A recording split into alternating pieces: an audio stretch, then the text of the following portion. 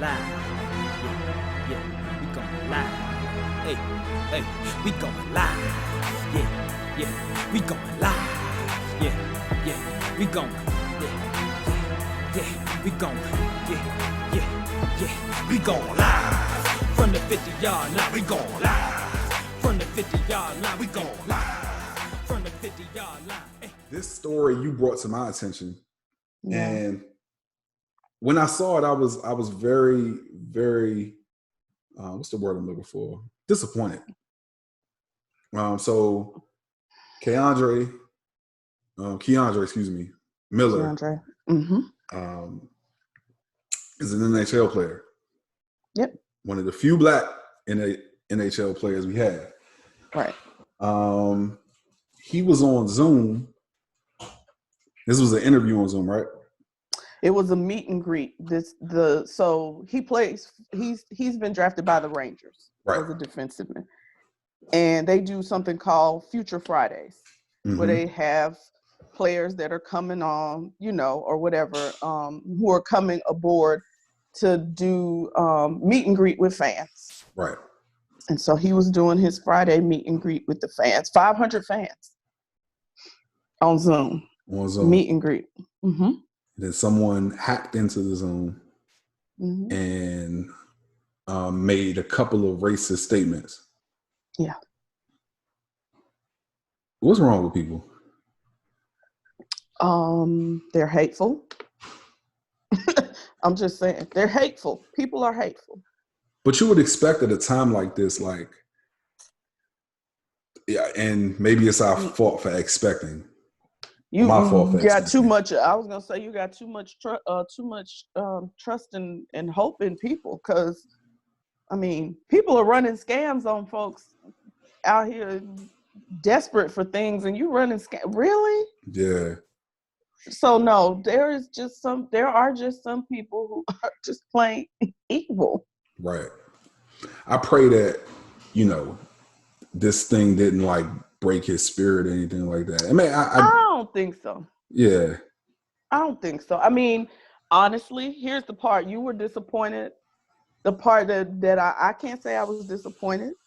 Saddened by it, yes, but not disappointed, because disappointment then again leads back to expectation. Right. And for me, and that's probably for him as well, you got to think, for you to be to the point that you're a professional hockey player, you've had to endure some things. Right. Because you were probably the only African American in just about every setting that you've been in ever. So I'm sure even up close and personal, people that you've probably had to endure some racism. Right. And so for him, I imagine that's the expectation he walked into this fan meeting with, that there would be some racism. You know what I mean? Yeah. It's bad expectation, but it's the expectation that I'm sure he probably had. I think my thing is just that it was during a fan meet and greet.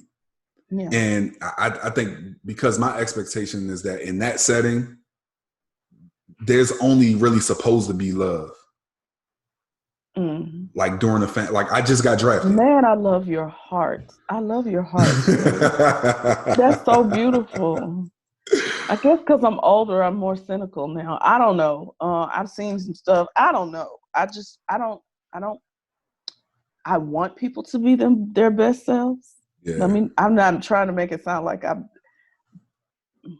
but I just don't expect people. Everybody, what I can expect, this is what it is. I've learned that I cannot expect everybody to think like I do. Right. Yeah. And so therefore you will always have those who do things that are totally off the wall from anything you would ever have even thought in your own head to do. Right.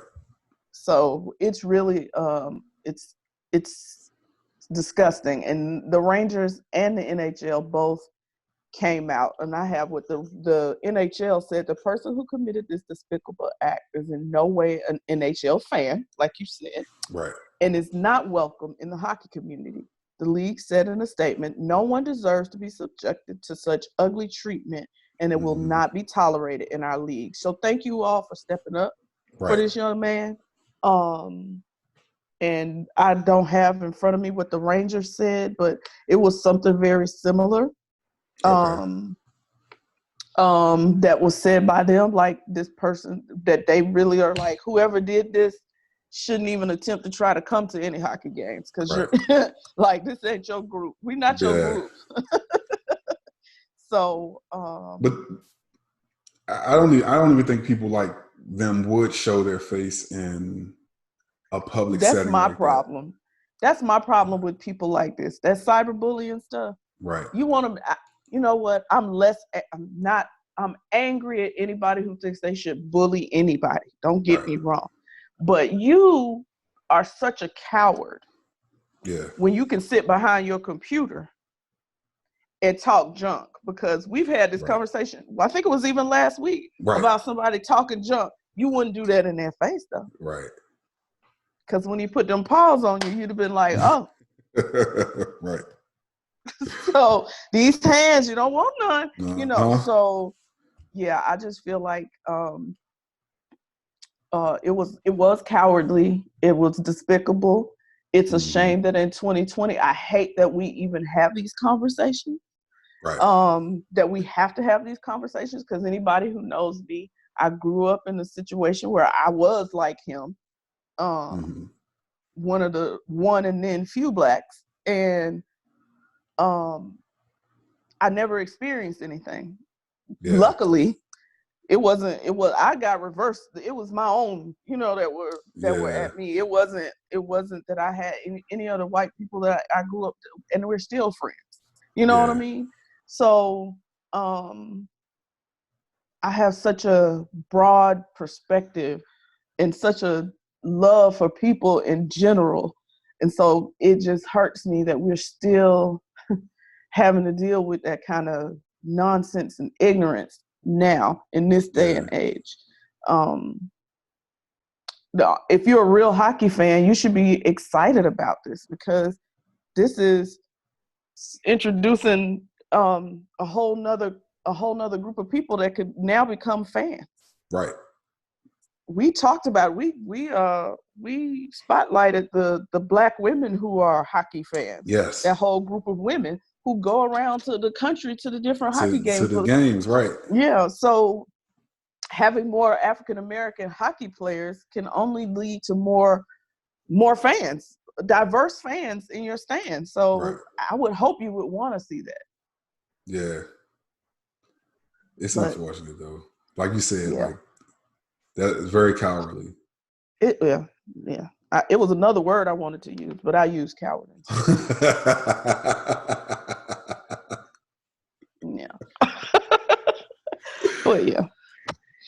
Yeah. But all good. Yeah. And the thing about it too, I also feel like us even giving light to people like that kind of encourages others to come out and do it too, because I think a lot of this is about attention. Like, yo, they talked about me. Oh God, like, now that is, when I say super sad. Yeah, that is super sad, because. But I guess it's no different than what we talked about before we started the podcast about Zoom and what they've had, the measures they've now had to take to ensure that these hacking situations don't happen, because people all over the country are using Zoom because they have to do virtual meetings with their businesses. And people have been hacking in and showing their genitalia and all kind of stuff. So I guess it's the same, because clearly you're just looking for attention when you do that. Right. So it has to be the same thing. Like, I mean, it doesn't have to be. You could just be a hate monger. But, either way, we done. Shout out to the CEO from Zoom, too. Yeah, he made that happen quick. We ain't have this in the thing, but he sold off $38 million worth of stock ASAP. He like, let me diversify right quick. Right. So that I know this has been a real good look for them. Yeah. Oh, what? Yes. Yeah. I think the number said it went from like hundreds of thousands to like millions, tens of millions of people using Zoom. Like all in the matter of in a 2 matter weeks. of a few weeks. Yeah. Yeah, like, whoa, yes, sir. Listen, all these digital platforms and listen, y'all getting paid. That's all I can say. It's your time. Right.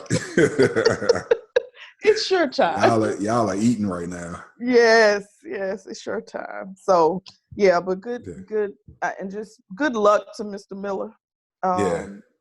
It'll make me follow now. You know I was about to say, like I'm gonna keep an eye on him now.